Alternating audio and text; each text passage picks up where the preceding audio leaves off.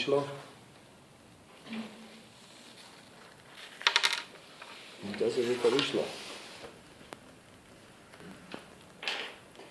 No, teraz, ja hovorím, že nemá sa zmeniť poľa. Môžete si skúsiť, aká je to sila, čo to nadnáša. Teda, čo to vlastne udržiava. Jo.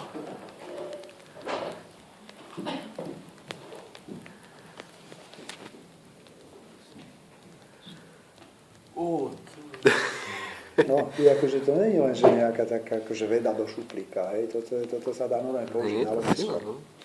A ďalšia vec, ktorá je zaujímavá, poďte sa, môžem to roztočiť. Prečo? No lebo to magnetické pole, to je vlastne rotačne symetrické, čiže tým otáčaním sa nemení to množstvo magnetického toku. Ja som trošku zavázal ten dusík. No a vidíte, že ono to bude, tak hovorím, že to chce udržiavať tú polohu, čiže to nie, že by sa odtlačalo. Tam sa udržiava vzájomná poloha rovnaká.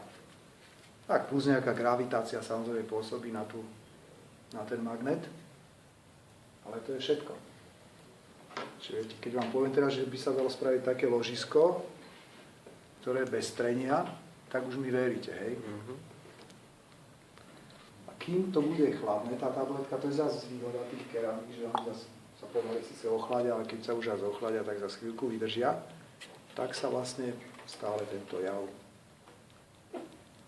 tam bude takto, hej?